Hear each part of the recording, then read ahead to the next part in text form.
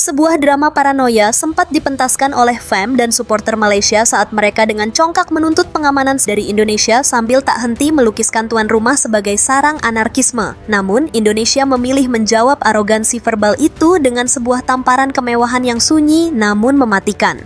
Skuad Harimau Malaya yang tiba dengan bayang-bayang teror justru disambut dengan hotel bintang 5, bus pribadi yang mewah, dan fasilitas latihan berstandar FIFA yang secara telak membungkam narasi ketakutan mereka. Sekiranya PSSI tidak mahu menjamin keselamatan pemain kita iaitu bola sepak Harimau Muda Malaya, berkemungkinan korang ni akan dijam negara yang paling berbahaya. Kerana apa?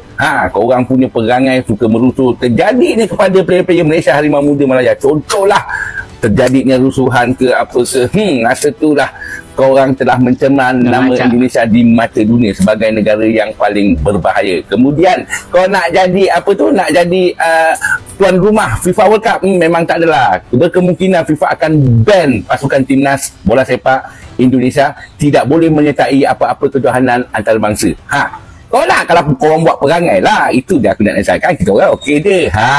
Gue tekankan kepada netizen Malaysia untuk keamanan dan kenyamanan pemain timnas U23 kalian itu sudah ditanggung oleh PSSI dan akan berlangsung dengan perjalanan yang damai. Jadi buat para netizen Malaysia, jangan berkomentar yang membuat kegaduhan di media sosial, karena apa, nantinya akan memantik dan memancing para emosi netizen Indonesia. Jangan, si asal Malaysia ini memang benar-benar nggak ngaca guys ya. Padahal sudah jelas supporter timnas Malaysia ini adalah biang kerok yang membuat kerusuhan di ajang Piala AFF kemarin. Nih gue tampilin videonya. AFF lagi-lagi guys, bukan cuma pemain yang adu mekanik, tapi sekarang supporter juga adu mekanik. Kemarin pertandingan Thailand melawan Malaysia, 30 menit setelah pertandingan selesai, supporter kedua tim bentrok di luar lapangan. Pertandingan berkesudahan 1-0 untuk Thailand. Dan setelah pertandingan tersebut terjadi kerusuhan guys. Kedua tim bentrok dan memakan banyak korban. Pakcik, lihatlah perangai supporter kau. Saat gue bikin video ini tercatat tadi 30 supporter yang guys, Pakcik nggak ngaca dan dia. sampai sekarang belum diketahui penyebab terjadi kerusuhan tersebut.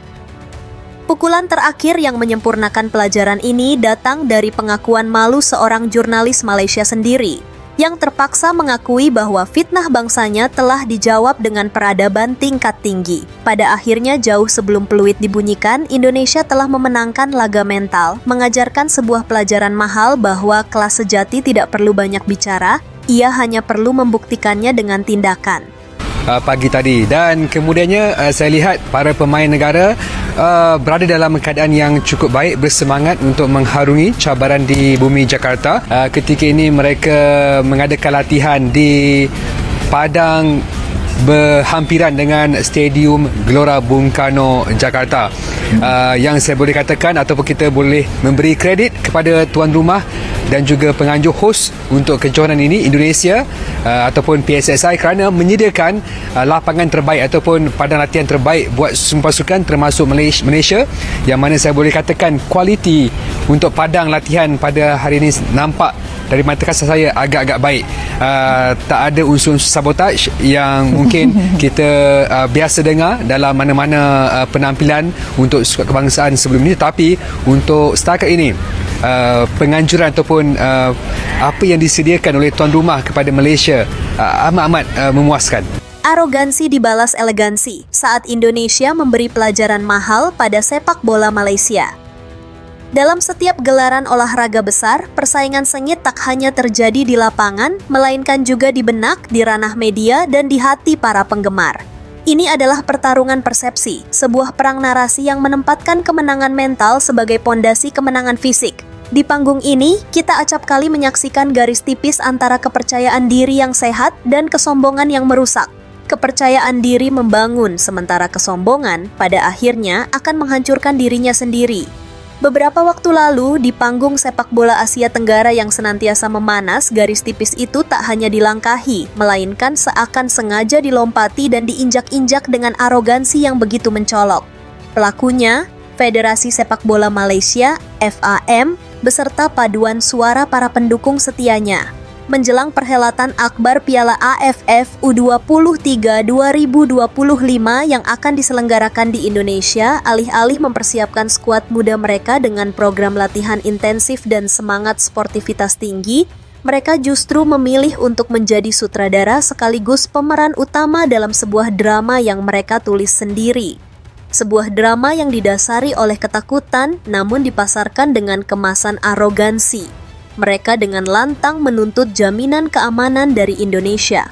Tuntutan ini bukan sekadar permintaan wajar antar federasi. Ia dibingkai sedemikian rupa seolah-olah skuad Harimau Malaya Muda yang akan mereka kirim adalah tim bertabur bintang sekelas Real Madrid yang baru saja menjuarai Liga Champions, atau mungkin tim nasional Argentina yang diperkuat Lionel Messi pasca memenangkan Piala Dunia. Bayangkan absurditasnya, sebuah tim level usia U23 dalam sebuah turnamen regional meminta perlakuan protokol keamanan yang biasanya hanya diperuntukkan bagi kepala negara atau ikon global. Permintaan ini tidak hanya terdengar berlebihan, tetapi juga memancarkan aura superioritas palsu yang begitu kental. Seakan-akan kedatangan mereka ke Indonesia adalah sebuah anugerah yang harus disambut dengan parade militer dan pengawalan berlapis baja. Gendang perang yang ditabuh sepihak semua bermula dari kegemparan yang, jika kita analisis secara objektif, sebenarnya sama sekali tidak perlu. FM secara resmi dan terbuka menyurati PSSI. Isi surat itu adalah deklarasi keprihatinan mendalam. Istilah diplomatik yang dalam konteks ini terdengar seperti tuduhan terselubung. Mereka menyuarakan kekhawatiran tingkat tinggi akan keselamatan fisik dan mental para pemain dan ofisial tim nasional U23 mereka selama berada di Indonesia.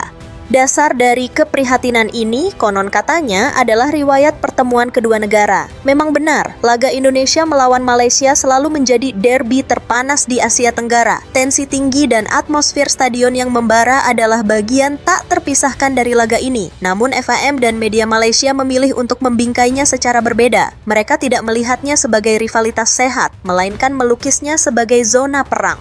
Permintaan jaminan keamanan ini digaungkan dengan narasi yang hiperbolis, seolah ada ancaman nyata dan terencana yang sudah menunggu di setiap sudut jalanan. Media-media di Malaysia pun dengan sigap menggoreng isu ini menjadi berita utama dengan judul-judul provokatif, membingkai perjalanan tim nasional muda mereka layaknya sebuah misi infiltrasi ke wilayah musuh. Namun, hari demi hari, apa yang mereka lihat dengan mata kepala sendiri mulai menggerogoti narasi yang telah mereka siapkan. Kontradiksi antara fiksi dan fakta menjadi begitu telanjang di depan mata mereka, dan sebagai jurnalis, mereka dihadapkan pada dilema. Tetap berpegang pada narasi pesanan atau melaporkan kebenaran yang memalukan. Dan kemudian, momen katarsis itu pun tiba. Sebuah momen kejujuran langka yang pecah dari bendungan kepura-puraan. Sebuah pengakuan yang ketika bocor ke publik menjadi tamparan paling keras ke muka publik Malaysia sendiri. Salah seorang jurnalis senior asal Malaysia, seorang wartawan olahraga yang dihormati, setelah beberapa hari meliput dan menyaksikan sendiri bagaimana tim nasional negaranya diperlakukan bak anak emas, tak kuasa lagi menahan perasaannya. Ia mengungkapkan perasaan yang campur aduk antara kekaguman, keterkejutan, dan yang paling dominan, rasa malu yang mendalam. Ia mengaku tercelengang. Sebuah kata Melayu yang begitu kuat menggambarkan kondisi terkejut hingga tak bisa berkata-kata. Ia menceritakan dengan detail bagaimana mulusnya setiap perjalanan, bagaimana mewahnya hotel, dan bagaimana sempurnanya lapangan latihan. Ia kemudian secara eksplisit membandingkan realitas ini dengan narasi ketakutan yang begitu gencar disebarkan di negaranya. Dan kesimpulannya hanya satu, sebuah kata yang ia ulangi beberapa kali, malu. Pelajaran mahal tentang kelas dan mentalitas. Jadi, setelah semua babak drama ini kita saksikan bersama, apa yang bisa kita simpulkan dari sandiwara yang melelahkan namun membuka mata ini? Jawabannya sangat jelas. Piala AFF U23 2025 memang belum resmi dimulai, namun satu pertandingan krusial tampaknya telah usai dan pemenangnya sudah mutlak. Indonesia melalui kombinasi maut antara sikap diam yang berkelas, tindakan nyata yang berbicara lebih keras, dan keramah tamahan yang melumpuhkan telah memberikan pelajaran yang sangat mahal bagi Malaysia tentang mentalitas seorang pemenang sejati. Kini, berkat anarkisme ala Indonesia, skuad Harimau Malaya Muda bisa berlatih dengan tenang di lapangan kelas dunia dan tidur nyenyak di Hotel Bintang 5. Semua fasilitas ini adalah monumen bisu yang akan selamanya mengingatkan mereka pada kekonyolan tuduhan mereka. Mungkin ini adalah definisi baru dari kata anarkis yang perlu mereka catat. Sebuah tindakan memberikan pelayanan terbaik yang begitu luar biasa hingga membuat sang penuduh merasa malu pada dirinya sendiri. Pertarungan sesungguhnya tentu saja pada akhirnya akan ditentukan di atas lapangan hijau. Keringat, taktik, dan gol akan menjadi penentu piala yang sesungguhnya. Namun pertarungan di luar lapangan, pertarungan gengsi, citra, dan mentalitas sudah dimenangkan oleh Indonesia dengan telak, tanpa perlu mengeluarkan setetes pun keringat.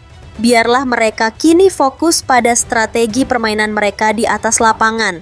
Karena untuk urusan menjadi tuan rumah yang baik sekaligus memberikan tamparan mental yang elegan dan tak terlupakan, Indonesia telah menunjukkan levelnya. Selamat datang di Indonesia, selamat menikmati fasilitas kami, dan semoga tidur Anda nyenyak sebelum menghadapi teror yang sesungguhnya. Teror dari skill dan semangat juang 11 pemain kami di atas lapangan.